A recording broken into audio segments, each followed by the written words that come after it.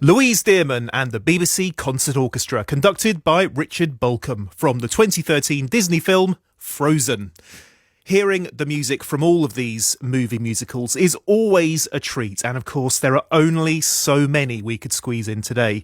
My thanks to the BBC Concert Orchestra, conductor Richard Bolcom, our special guests Louise Dearman and Graham Bickley, and producer Lucy Yon.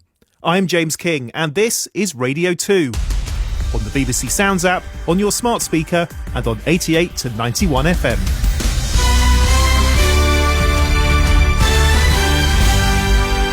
BBC News at 10 o'clock. This is Catherine Cracknell.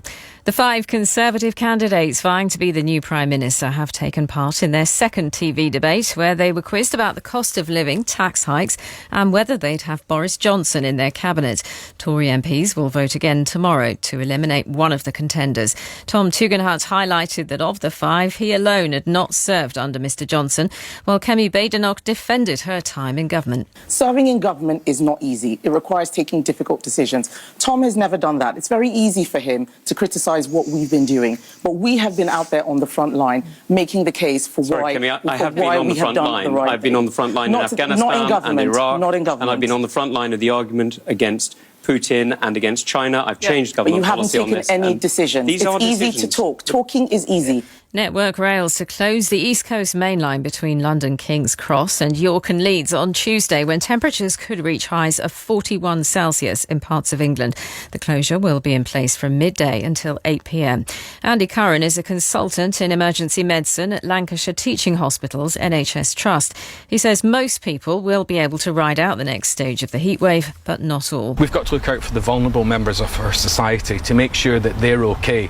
So if you've got someone on your street or a relative, or you know of someone that might actually not be able to get out to the shops, imagine when the snow's there and the ice and you're thinking they're not going out.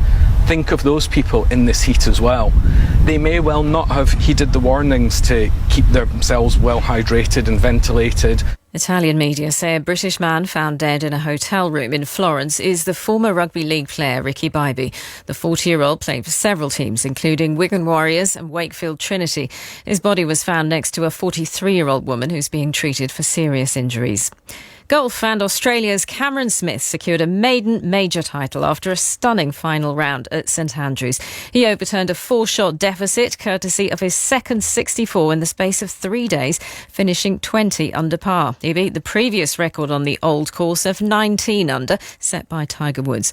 Afterwards, Cameron Smith gave an emotional acceptance speech. Jeez, what a week. I'm going to fall apart here, I know. First and foremost, I want to thank the team back there, all the hard work we've done the last couple of years has really started to pay off, and this one definitely makes it worth it.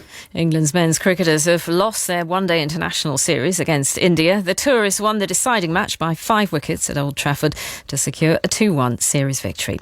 And the weather tonight will be dry for most, with clear skies, some isolated showers in northern Scotland and western parts of Northern Ireland.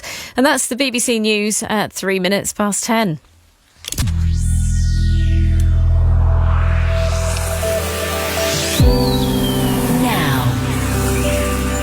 BBC Radio 2